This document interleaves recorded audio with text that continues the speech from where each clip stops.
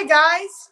I'm in the living room of my very bestie friend, Claudia. She's been my friend since July of 1984. Yes, tap the likes. And she is going to be home any second.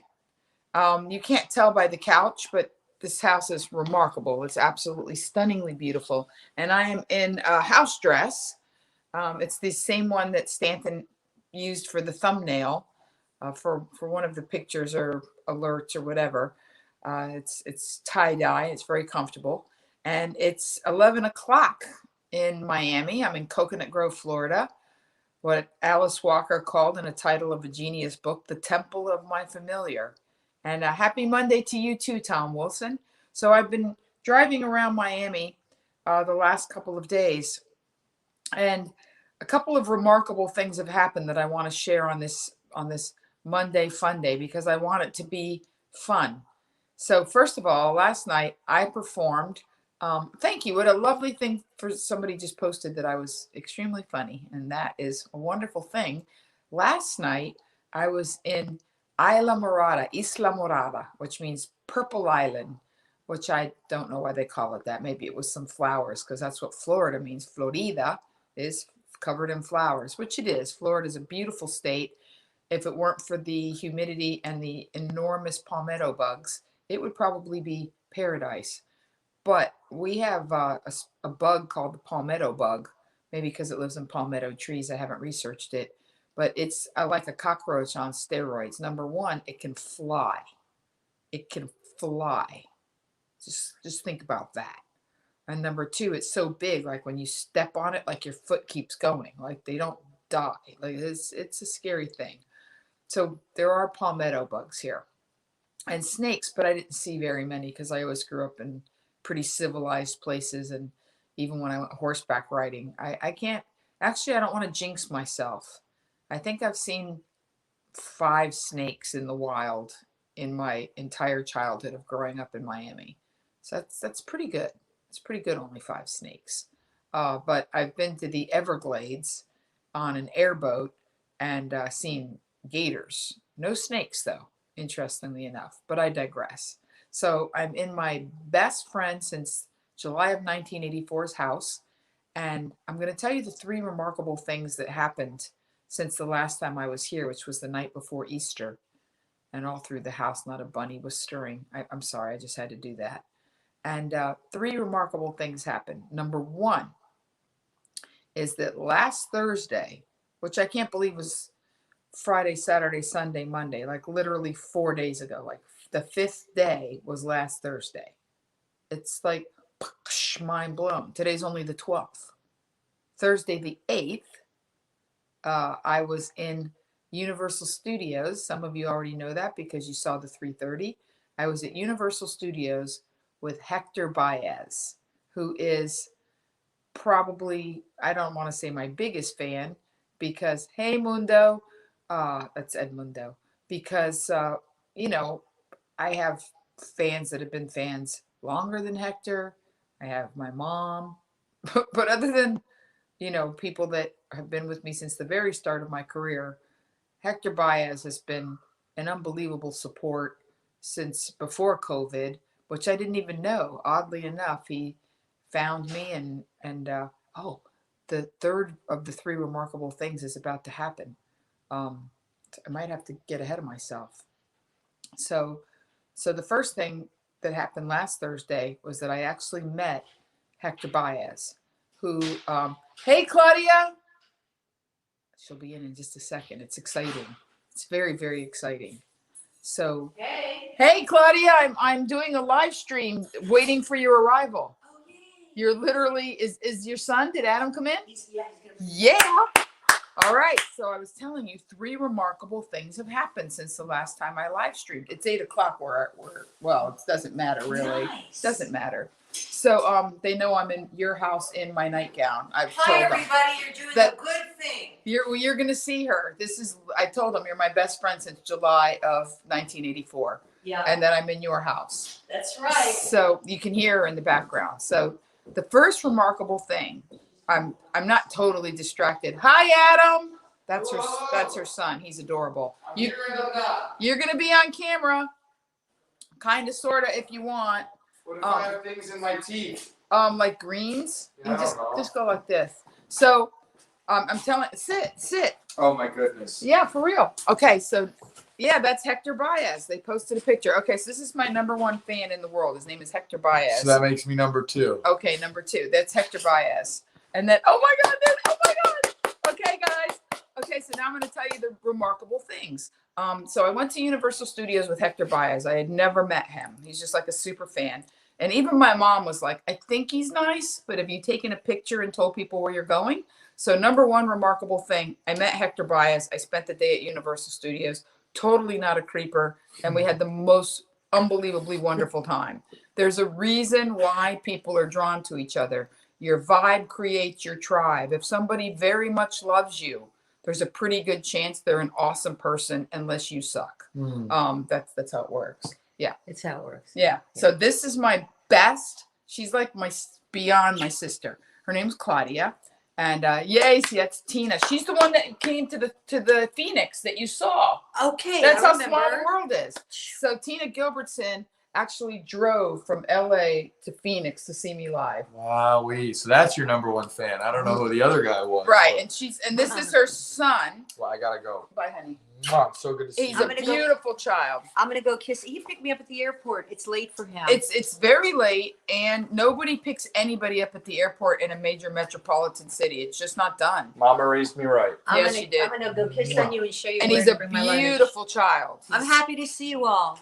You're in just the right place, but you already knew that. Yeah. Oh, yeah. For real. To be continued shortly. Okay. Yay. And it's going to be a short one. We're just, I just wanted to tell them the 3 remarkable things that have happened, because friendship is the most remarkable thing. It is. And before she steps away, I just want to say one thing. Friendship is not about loyalty. It's not about love. It's about commitment. You are committed to making sure that other person has a great life. It is truly the buddy system. And my friend flew back from Aspen, Colorado. And look, yes, the conditions were slushy. She wasn't skiing much, but that's not why. It's because I'm here and we're going to hang out. And, she just couldn't have me in her house without her in her house and us staying up late. So because my house has never been more fun than when Monique is with me, which you could totally understand. Exactly. All right, I'm going to go ship my son off. Nice to see you all. Yep. All right, catch you in a little bit. Take your time. Oh, thank you. Yeah, it's Love just you. I wanted to explain to them the 3 remarkable things that all involve friendship. Hector Baez, a friend I'd never met, who now I adore, who's like family. He could be like my cousin. He's even Puerto Rican. So that's Hector. And then the second remarkable thing, which is the second picture that I sent to Stanton, was that I had a friend in 6th grade named Bridget, and I adored her. Well, people change their names, they get married, all this stuff happens. And recently, Bridget found me on Instagram and messaged me. And what are the chances that I would have a booking in Bonita Springs, like in her neighborhood? And I haven't seen her in 40 years. And there we are. And when we saw each other, 40 years. There's a reason why this is happening to me. It's not a coincidence that I met Hector. I'm still emotional from Claudia walking in. I reconnected with Bridget, and Claudia came home early to spend the remainder of my tour of South Florida, because I'm here for another week. I have 5 more shows, and we're going to actually go to start what I'm calling the lit cast, which is, pieces of the book done as a little mini movie, sort of lit. I say lit from within, that something is lit from within your soul, but it's also literature from within, because I've written all of these 1,200 pages, which I'm going to try and whittle down into a manageable manuscript and downloadable chapters. But it really all comes from the heart. I'm here with you guys tonight because I made a commitment to you at the beginning. That's right. I made a commitment to you guys at the beginning of COVID that this was going to happen, or that was going to happen, that I was going to show up, that I was going to do this live stream once a week, no matter what, and that I was going to do the 3:30. And I feel good about myself and the world when I've made a commitment and kept that commitment. When I was much heavier, I made a commitment to be more careful, not to go on a diet, not to be thin, not like, oh, I'll be a hottie, or, why ever people go on diets, or people are so nasty that even in the media, they have to call it the revenge body after a divorce. Well, I'm here to tell you it's 99% of the time, it's really not even about revenge. It's about you're heartbroken and you're not hungry. Like even me, who I have to be like almost unconscious to not be hungry or not want something delicious. I'm not hungry. I just want something. They're not the same thing. But sometimes when you're incredibly heartbroken and sad, you're not hungry. Then it's really, when I'm not hungry, it's really, really bad. Someone or something has died. But that's not why I did it. I did it after my father died of congestive heart failure. I made a commitment to myself to take better care of myself, to have a better diet, to not have the Latino lard on parade situation. And that commitment felt good, and I've kept that commitment. And I lost weight at this point. At this point, 14 years ago in the summer of 07, from 06 to 07, I lost weight and have kept it off for 2 cycles of 7. And I don't even know how long I'm going to do the 330. I'm going to guess, dare I say, I don't even want to say it, but I've been friends with Claudia since 1984, so you do the math. I made a commitment to you. I made a commitment to Bridget when we were in 6th grade that we had each other's backs, because she came from a hard scrabble beginning for one reason, and I came from a hard scrabble beginning from another. My parents got divorced, and, we had each other's backs. And in fact, I made her laugh so hard. I don't know what I can get away with saying on this, because you never know who knows who, so I won't use last names. But we had a friend in high school, junior high actually, 6th grade, that had an accident he was older than us. We were in 6th grade. He was in junior high, which now they call middle school. And he had an accident. And I'm not smiling because of that. I'm smiling because images pop up on the screen. But he had an accident on a moped and lost a piece of his leg and had to wear a prosthetic leg in middle school. And I was very overweight. So Bridget got it in her head that we would be the perfect couple. That because I would be forgiving because I was fat, and he would be forgiving because he was missing a leg, that she was going to match us up. So we rode over to his house on our bicycles, and she banged on the door, and his Cuban mother was like, Alfredo is watching TV, And when he was at home, evidently it was uncomfortable. It was, we're talking 40 plus years ago. So she's like, you tell Alfred to put his leg on and come to the door. I have a girl for him. Like, that's the kind of friends we were. You tell him to put his leg on and come on out. I got a plan. So I've been blessed. Your vibe creates your tribe, and I've been blessed. I have had remarkable friends. Remarkable. The deepest of the deep of commitments and love.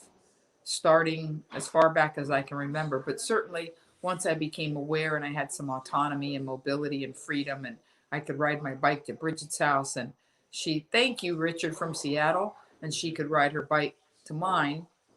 So as we started the 330, as we kind of sunk into this situation, what I like to call the pause for the cause, I didn't expect that in a very short amount of time, I would have lifelong, remarkable friends that I would feel the deepest amount of commitment and love for. And interestingly enough, those of you that I knew from before, I had met Tina, who's always here with me, when I was at KFI. She was a big fan of KFI. Plus, I've had people come to me from stand-up, Sirius XM, radio. I find people, my podcast, which used to be on ConnectPal and iTunes, and I believe is still on iTunes. And so I would find people that liked me for different reasons, and then they'd be exposed to the other reasons and be like, oh, you're a stand-up also? I love stand-up. But it doesn't matter, because the core of who and what I am is what I do on every platform. So if you like it here, you're going to like it there, because it's all the same thing, sort of done in different ways. And I had no idea at the beginning of COVID that I would find an opportunity to be of service and double down on my commitment to, make friends and to continue to try to touch people, even though we technically couldn't touch. So my Thursday night in Universal Studios, Thursday all day, we were together all the way till the evening. And talk about your vibe creates your tribe. You can't even imagine how many hotels there are around Disney and Universal Studios. And in spite of the fact that there were any number of hotels available and at a discounted rate, at the end of the evening, I asked Hector, I said, so how are you going to get back to your hotel? Because I knew he had Ubered to Universal from his hotel. He came in the night before, and he said, well, I'm staying nearby. I'll just Uber. I said, well, I'll give you a ride. You already know the rest of the story. We were at the same hotel. We actually had made reservations. He came in the night before at the exact same hotel. So the next day, we were able to see each other in the morning, and he was kind enough, after paying attention to all of these live streams, to go get me a Diet Coke and, Diet Cherry Coke, a Diet Coke for my drive back to Bonita Springs. And it was just, it has literally been a season of beauty and miracles. So I already knew Claudia was flying back. I got to see Bridget. And then last night, I drove down to a place called Island Grill in Isla Mirada. And looking at the weather reports, they said, well, we're going to have torrential rain and vicious thunderstorms starting at 7:45. Well, I have an 8 o'clock show in a sort of open room on the water. Lucky, because of all of the hurricanes and other situations, they can batten down the hatches pretty quickly and, drop some plastic down the sides with zippers and et cetera, et cetera. But I looked in the camera, it's like I'm a little too comfortable. I'm like, ugh. But it's a little bit late here. But anyway, how I got the job at Island Grill was that this wonderful man named Sam had come to see me when I played a beautiful hotel theater here at a Faena. It's called Faena, Faena. Look it up. It's considered one of the nicest hotels in North America. And again, going back to friendship, a man who had been my producer when I did local TV on Miami, Whammy on Miami, a UHF channel, in 1997, 98, and early 99, became the entertainment director of this amazing hotel on Miami Beach and invited me to perform in a theater that had been designed by Baz Luhrmann. So that does not suck. I mean, all chandeliers. I mean, it's full on Moulin Rouge. And this gentleman, Sam Nikala, drove up from Isla Mirada to see me perform because he had an idea that he was going to put comedy in his place. Well, that was 3 years ago plus. And then I ended up doing a show March the 3rd, 3 years ago. And we've been keeping in touch all this time. And I said, I'm going to go to Florida and do a show in Bonita Springs. He said, well, if you don't mind driving to Isla Mirada, I'd love to have you. So last night we were there, sold out show. People had to buy tickets online. We were sold out 2 days ahead of time, $25 a ticket, and then a torrential downpour with incredible lightning and thunder, just like in a movie, like craziness, like Romancing the Stone, like crazy Caribbean rain. And we were like, oh my goodness. There were a lot of tables empty at that point, and we thought they're just not going to come, but we'll do a show. We'll do the best we can. Well, P.S., at 10 minutes after 8, the place was packed. People just showed up anyway in the rain, in the lightning. They just showed up and they used umbrellas or garbage bags or whatever it took to get into the club. Some of them were wet. And I did the show and I got a standing ovation, and people were like, we came to laugh. And I said, I came to make you laugh. And that's really what life is about. It's just that simple. You make a decision, decided and declared. You commit to that decision, and then you do what you have to do. And when you do that, it makes you magnetic.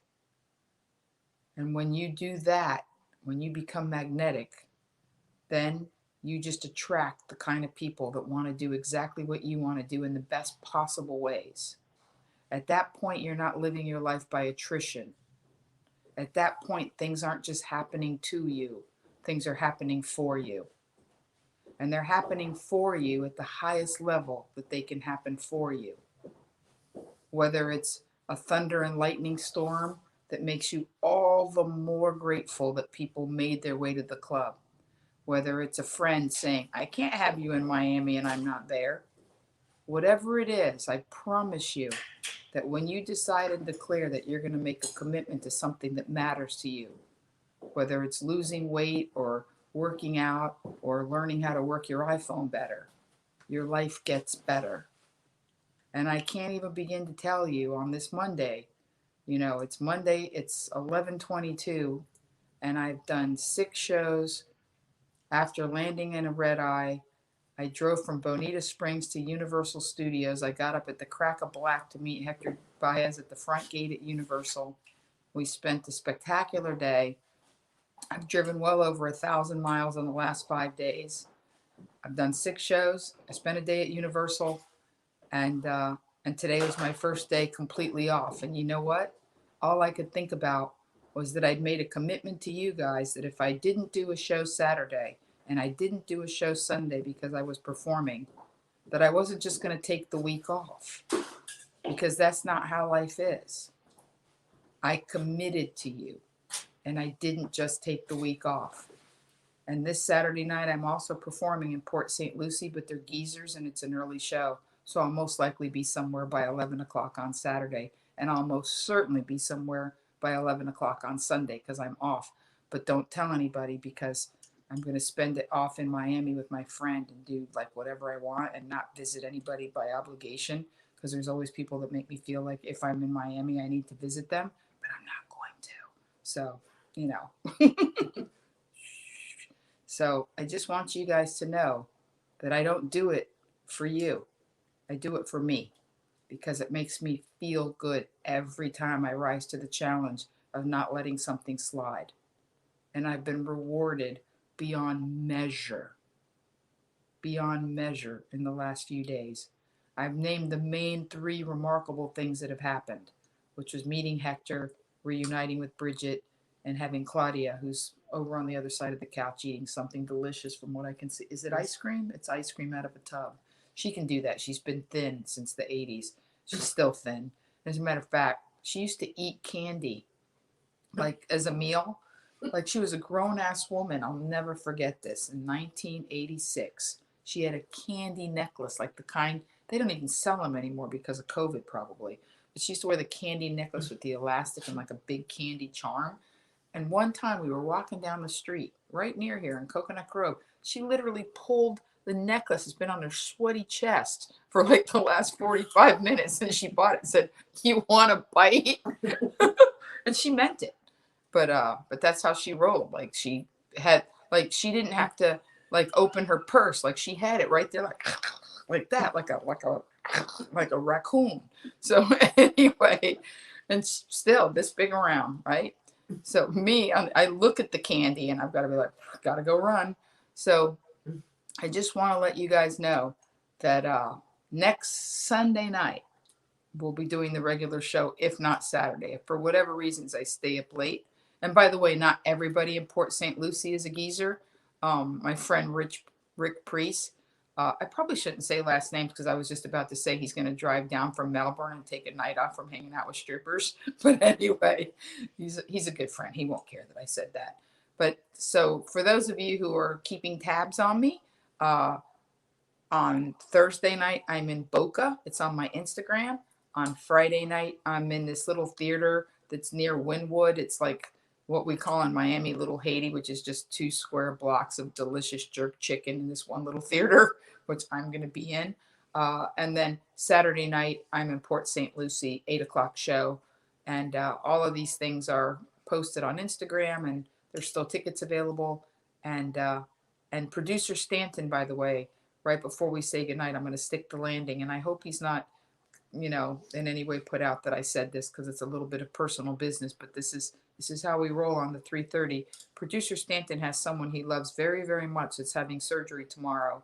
So if you can find it in your heart to just post a message, "Hey, Producer Stanton, we're with you, or, you know, I don't know what I would do without him. In fact, this was my first trip that I had taken since COVID. I have not gone anywhere in 13 months. And producer Stanton was kind enough to drive me to the airport so I wouldn't have to get in some German-fested Prius. So everybody, all the Ubers in LA are Priuses pretty much. So do me the favor and the kindness, if you would, of just letting Stanton know that his loved one is in your prayers and that you're certain that they're going to come out the other side absolutely perfect. So I will see you guys very soon. Some of you I'll see tomorrow at 3:30. Thank you for making me a better person. And I'm going to enjoy my friend now and just watch her with extreme envy as she scarfs probably half of that tub. And it's not the little one either. It's like a full tub of chocolate ice cream. So until tomorrow at 3:30, or next Sunday night, or next Saturday if I get lucky enough that I get out of there. You know the drill. Love hard, forgive harder, and get as happy as you can. Can you see in my face how jubilant I am? As fast as you can. Good night, guys. I love you to pieces. I wanna tell you that I'm feeling